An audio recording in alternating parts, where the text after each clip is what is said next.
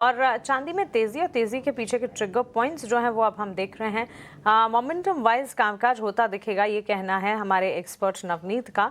लेकिन 3 वीक के लो गोल्ड ने हिट जरूर किए हैं, of course एमिड US China trade progress.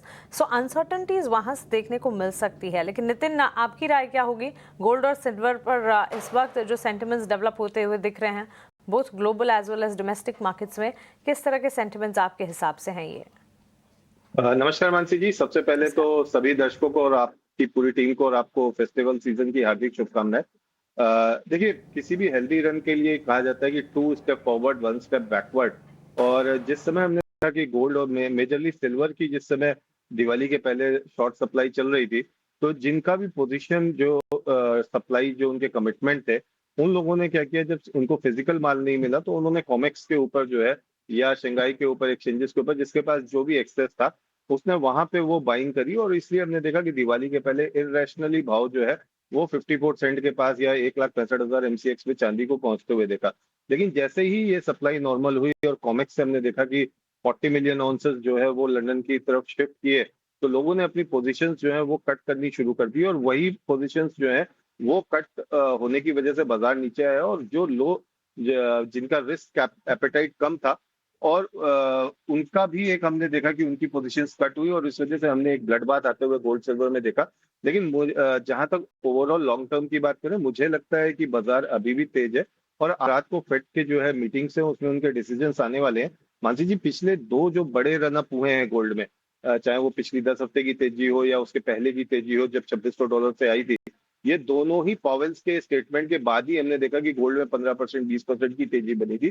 तो आज भी पॉवेल की प्रेस कॉन्फ्रेंस है 12 बजे, और जिस तरीके से लास्ट वीक इन्फ्लेशन के डेटा आए हैं और शटडाउन की वजह से यूएस की जीडीपी 0.1% एवरी वीक कॉन्ट्रैक्ट कर रही है, तो उसको देखते हुए मुझे लगता है कि फेड का जो आउटलुक है वो काफी डॉविश हो सकता है।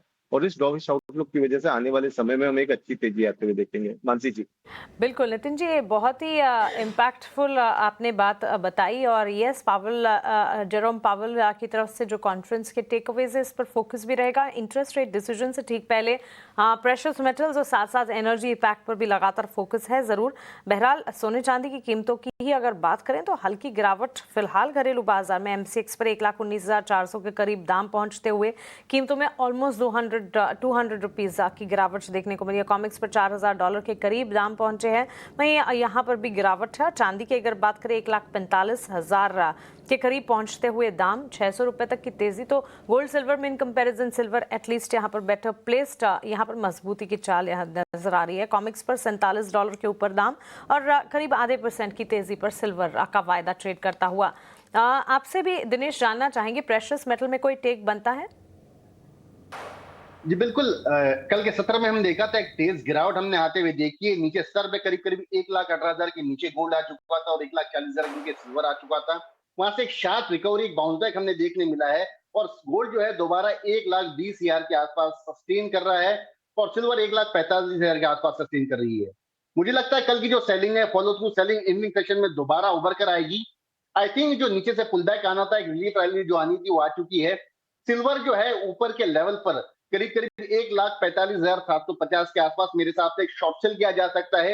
1,44,000 का लेवल डाउन साइड ही दिखाता है और ऊपर में 1,46,500 का इसमें स्टॉप लॉस मेंटेन कर सकते हैं। वही इवनिंग सेशन का वेट करना चाहिए। गोल्ड एक थोड़ा सा बड़ा रैली दे सकता है यहाँ से। प्रोबेबली 1,20,500 के आसपास के लेवल्स वहां पर शॉर्ट सेल क्रिएट किया जा सकता है। 1,20,890 का स्टॉप लॉस मेंटेन करे, 1,19,500 के लेवल्स डाउन साइड दिखा सकता है। तो मेरे हिसाब से जो कल जो फॉलो थ्री सेलिंग आई थी वो आज शायद इवनिंग सेशन में दोबारा उभर कर आए, प्रॉपर लेवल का इंतजार करे और वहां पर शॉर्ट सेल।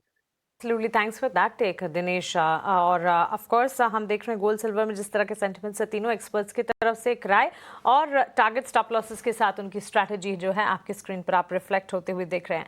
लेकिन चलिए हम प्रेशियस मेटल्स की चाल पर एक फोकस करते हैं। नए रिकॉर्ड उच्चतम स्तर पर पिछले दिनों हमने फेस्टिविटीज के दरमियान गोल्ड सिल्वर में इम्पैक्ट देखा था। इस वक्त अगर आप देखेंगे एमसीएक्स पर 1,19,640 के स्तर गोल्ड में नजर आ रहे हैं। गोल्ड के मुकाबले सिल्वर में आउटशाइन जो है वो फिलहाल नजर आ रही है इन अ बेटर अगर कंपैरिजन करेंगे तो वहां पर।